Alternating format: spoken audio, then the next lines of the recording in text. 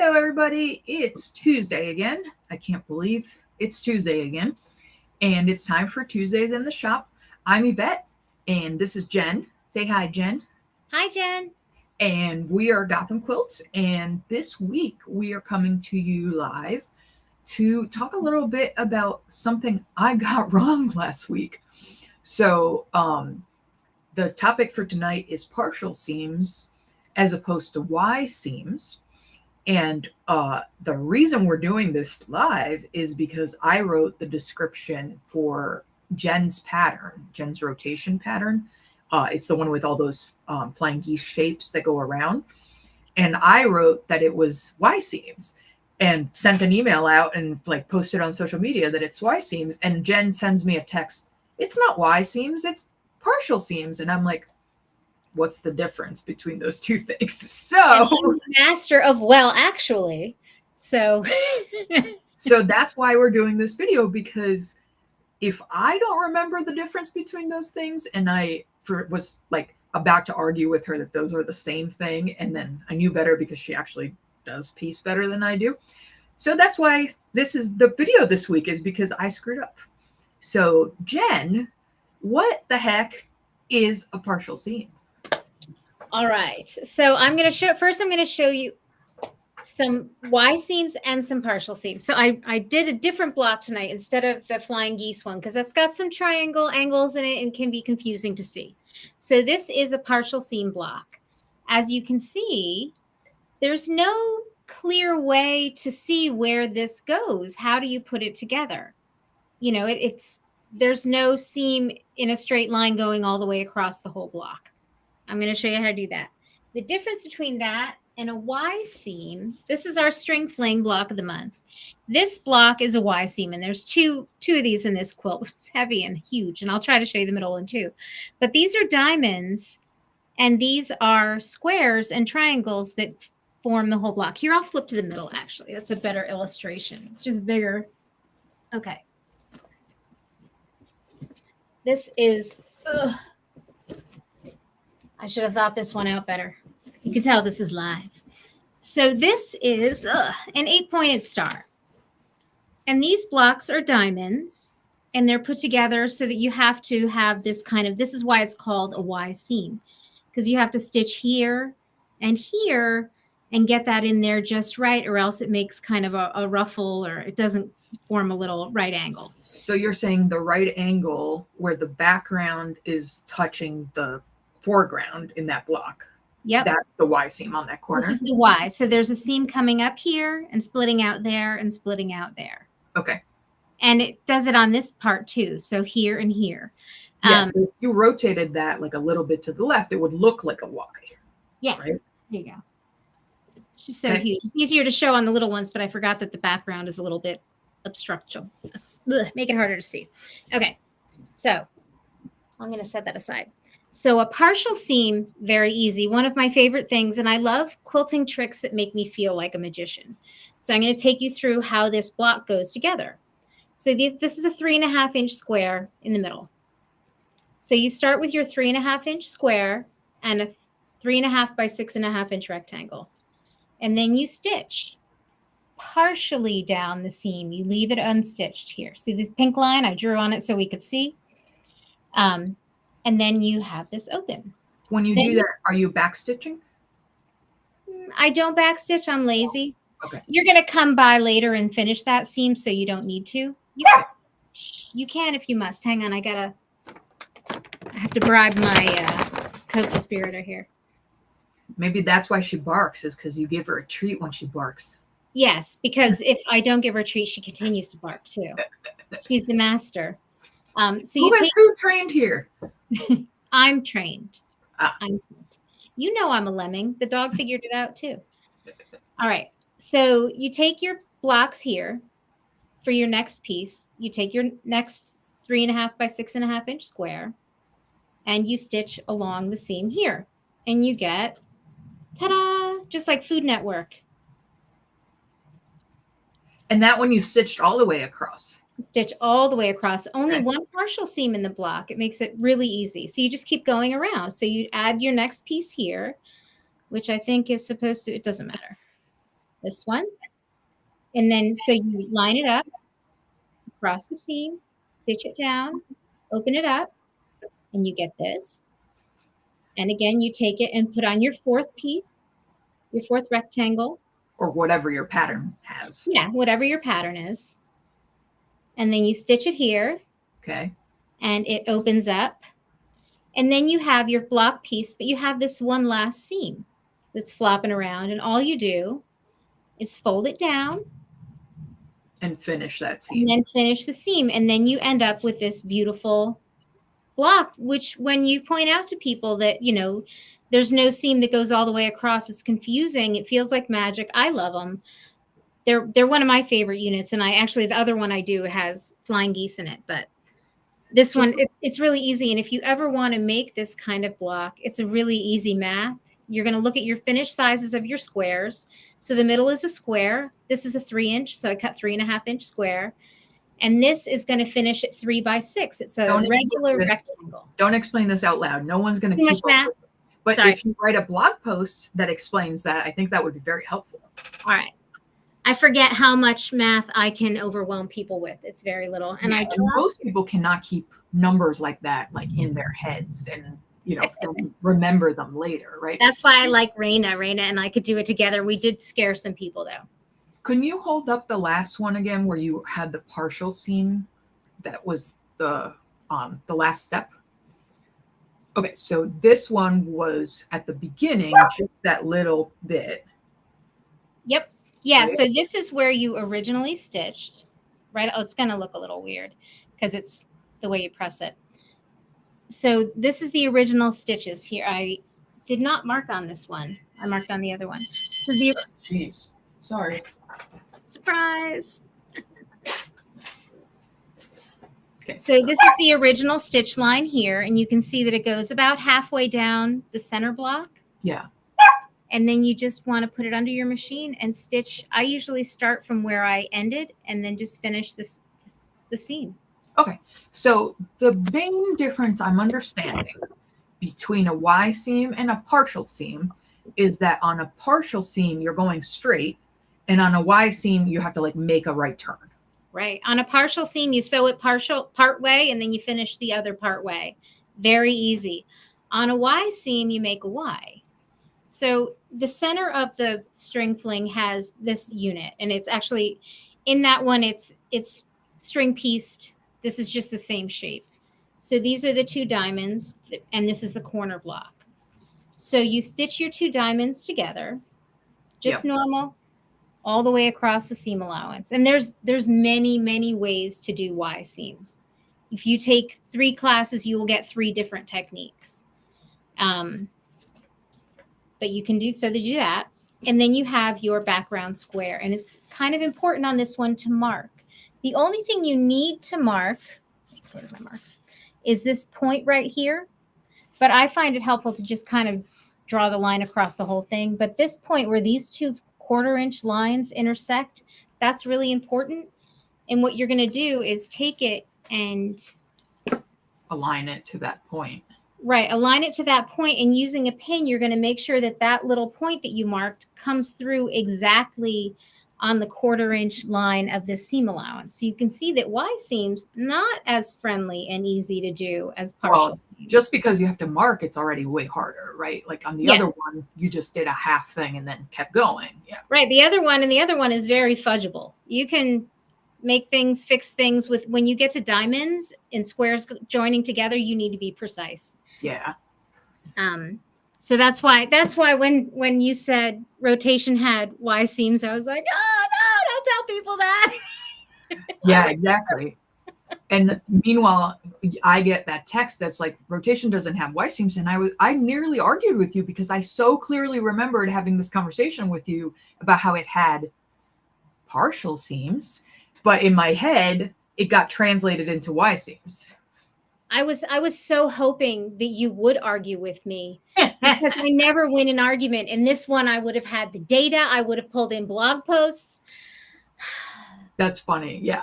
If I'm willing to argue, you know that I am correct because I wouldn't bother otherwise. Yeah. And I try not to argue about stuff if I am not 100% sure, right? So like if the person who wrote the pattern tells me something, I'm not going to argue with them about, but I wanted to, because in my head I was like, I am 100% sure that she told me this. Yeah.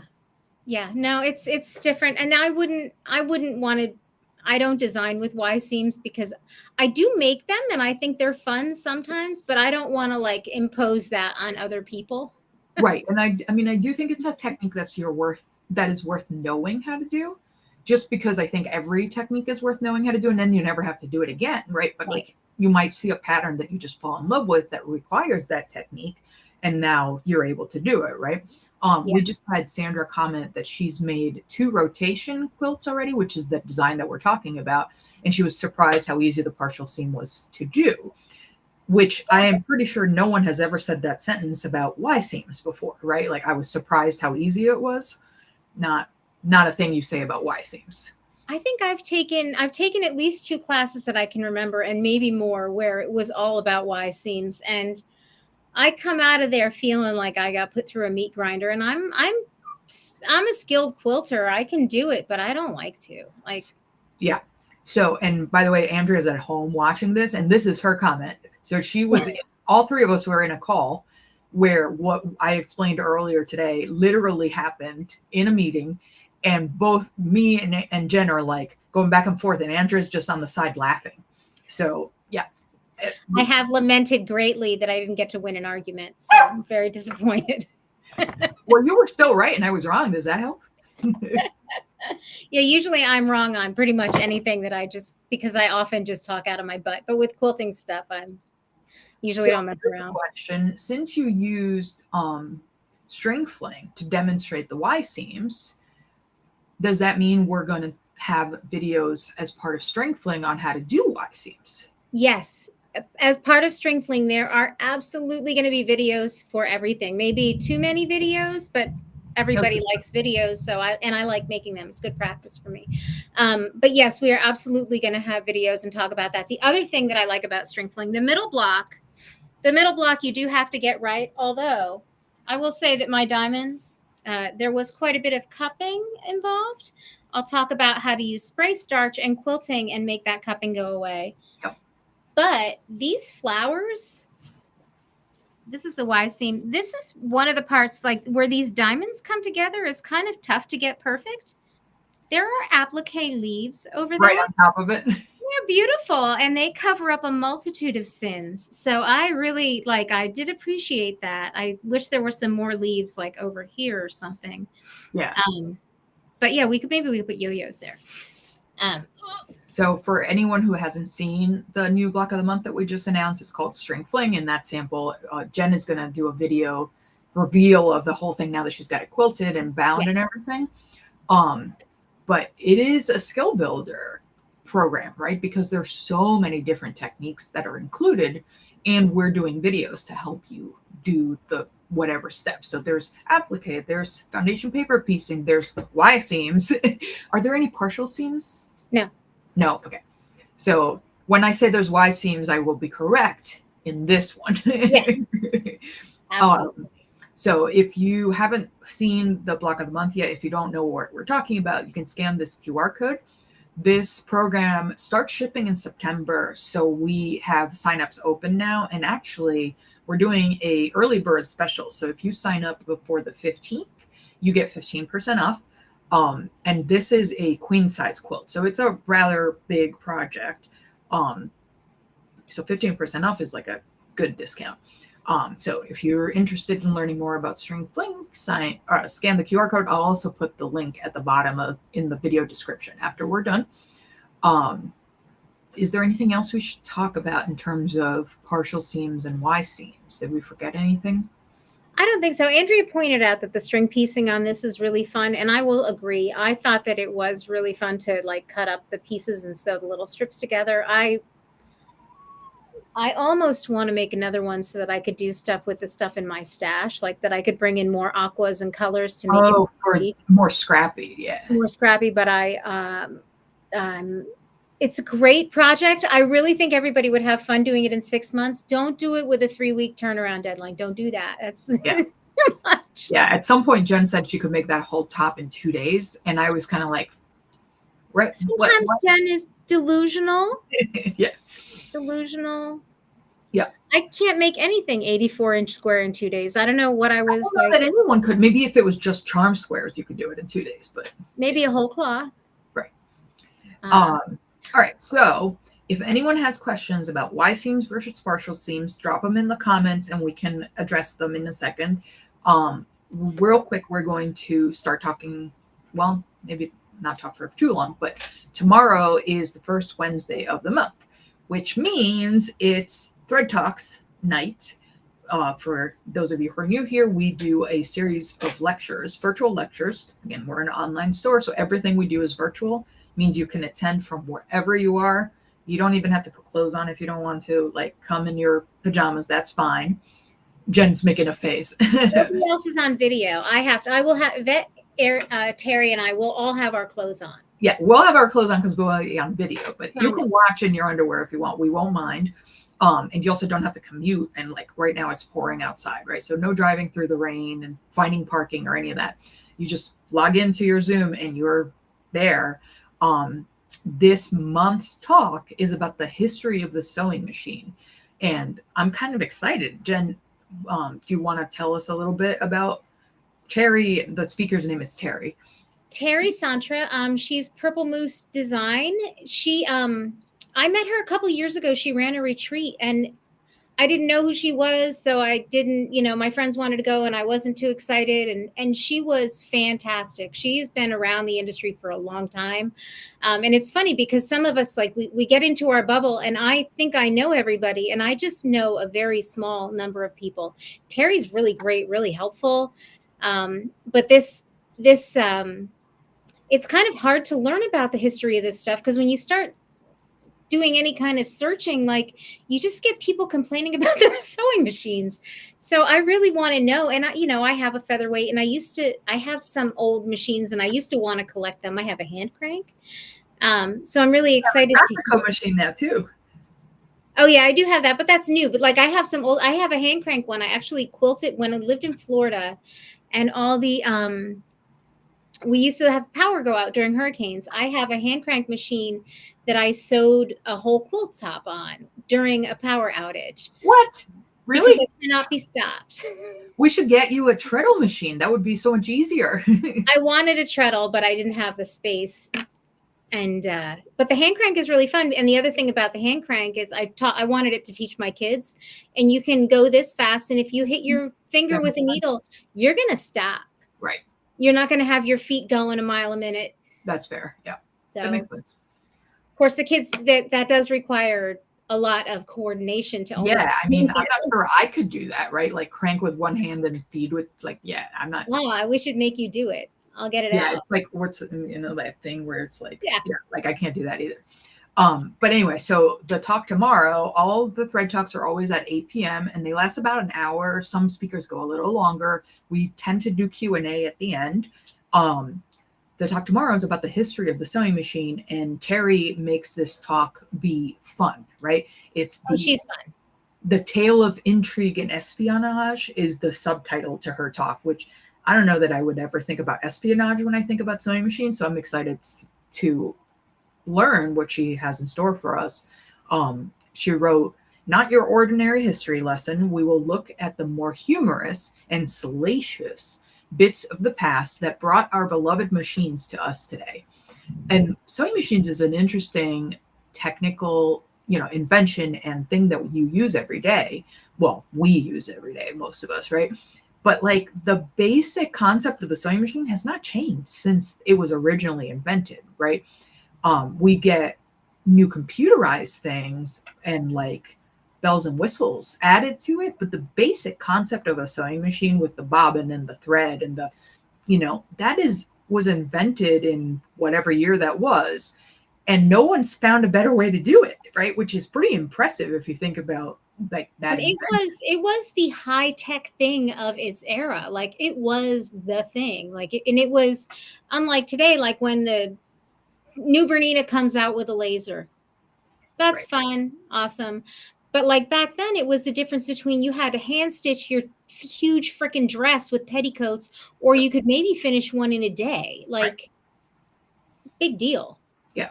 And I'm stuck on the idea that like no one has figured out a better way to do it. Right. Like Right. that's crazy to me with all this in all the stuff we know more about, right? We know more about how physics works and all, Still got to get that thread around the bobbin. exactly. Yeah. So if you haven't signed up yet, our thread talks are $25 each, or if you're a member of Club Gotham, you get to go to all the thread talks for free while you're a member. So you get essentially 12 talks for the price of Club Gotham, which is $125 a year. You do have to register. Reminder, Club Gotham people, if you didn't actually register yet, you do need to scan this QR code, put it in your cart, make sure you're logged into your account, and then when you go to the checkout, the price will come off because you're a Club Gotham member. Andrea has an old treadle machine. Yeah, Andrea has a collection of sewing machines. Nice. Let me put that comment on the screen once I remember which button to press. Oh, and the fabric that I used, this is Night Rainbow by Deb Fisher. Is it pre-sale or is it in the store now? No, it's not coming till, when does that one come? Do I remember? Okay, hold on. Supposed to be August. Oh, really? Mm-hmm. That was why we had a lot of last week. Yeah. But it's only barely August, so. Andrea, is your treadle machine at home in your house? I don't think I've seen it, which is why I'm asking that question. They're usually in the corner with stuff on them, like a TV. Yeah. Oh, Amanda's saying she likes Night Rainbow. Yeah, that collection's pretty. It looks so much better sewn up too. Like the digital mock-up of it is a little bit blah, but it looks so much better in the actual samples. Yeah, they're fun in person. What did I do? I have some of them. I was embroidering faces on these things. Oh, on those dots? That's a cute. Yeah. I don't know. I was fooling around. Unlike every other day. All right. Did we have anything? Oh, a little bit of housekeeping. We've received Deco Frost and Tabby Road, and we've started shipping. So if you've pre-ordered either of those, you're going to start seeing shipment notifications coming through your email. And hooray, we got new fabric. We will be showing. We sold all the Tabby Road that we ordered in pre-orders. So we will not be putting Tabby Road up to buy individual yardage of. So just keep that in mind, everybody. When we do pre-orders, sometimes we're going to sell out of the collection in pre-orders. So if you know you want, don't wait till you'll be able to get any at that point. So disclaimer, we don't have any Tabby Road to sell. It's all sold. Yay. Oh, Andrea's saying that her treadle is in the corner of the living room. So I've seen it, but I never noticed it because it was in the corner, which is exactly what Jen said. It would be in the corner covered with something. That's where they all are. Yep. All right. Do we have anything else? I think that might be it. And no one had any questions about partial seams or Y seams, so that means you did a very good job. Partial seams, like once, like I've taught classes in person with it a couple of times, and people are like, "Oh," I'm like, "Oh, and now we got 3 more hours. Let's make a lot of blocks." Yeah. It'll be fun to do it in string filling because there aren't that many of the Y seams, right? Like the idea of making a whole quilt where every block has Y seams just seems painful to me. But when it's in order to get the effect of just the few spaces where it really needs it, it does let the design be more interesting, and you don't have to do it that many times. Right. And in any quilting technique, even the most complicated one, if you just look at it as if you don't do it on a timeline, don't start the project saying, I need to have this done by the end of the month. I need to have this done by the end of the week. I need 15 quilts for Christmas. Don't do that and just make them as it feels good. Then it's much better. Yeah. Especially when anytime you're learning anything new, we as adults, we're so uncomfortable not knowing how to do something. So we tend to just like rush through and try to get past that discomfort of learning, but that's normal. You're learning something new. It's supposed to feel weird. It's supposed to feel like you're not so sure of yourself. Give yourself that time to learn the thing before you start being critical of what you're doing, you know? Right. Right. And I don't know if anybody who's been, I have to redo some of the videos because I started the video making during making the quilt and then I stopped. There will be times in the videos where I make mistakes and I will show you how to pivot and fix the mistakes as you go on. I think that's one of the most useful things about attending classes and watching videos and stuff is either other students make mistakes and they ask questions and then you learn from that mistake, or possibly the teacher. Like anytime I'm teaching, I'm always throwing out all those random things that might happen as I'm going. I'm like, by the way, if you ever do X while you're doing this, then, you know, all that stuff that isn't specifically the syllabus, right, of the thing you're doing, like all that extra stuff is so valuable, and you don't know it until somebody says it, right? Right. Yeah. And then you should never, like anybody asking questions, you should never preface your question by, this is a stupid question. Except everybody does every time. Yeah. But like, you're not the only one thinking it. You're just the only brave one. That's what we always say, right? If you have a question, probably somebody else has that same question and they're afraid to ask. Absolutely. And it's something that I probably should have told you already, but I forgot because I was so excited to see your face. Yeah, the other thing is maybe no one has that question, but they're sure they know the answer and they don't, which is what happened to me in my first quilting class. But I'll tell that story some other time. Thank you for joining us, and we will be back next week. I'm pretty sure we're announcing something new next week, or we might do Deco Frost actually, because we need to probably do a live to show off Deco Frost because it's so pretty. And we have so many new fabrics. All right, so don't hold me to it. We're either doing something new that we're announcing, or we're doing Deco Frost, or possibly a third thing that I haven't thought about yet. Right, and we'll decide on Monday, like usual. So. Yeah, or like an hour before I send the email.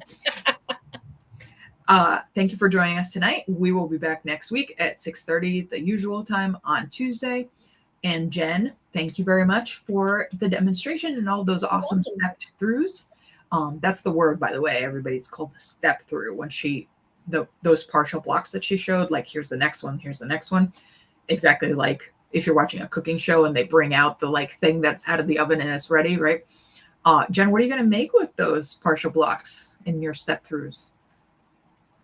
I haven't decided. I thought about stuff, but they may actually just end up being class samples. That's fair. Yeah. All right. Well, thank you again. And bye, CJ. Thank you for not barking the whole time. Yeah, just the cookie. Yep. Got a little full belly. All right, everybody. Have a good night, and we'll see you next week. Bye. Bye.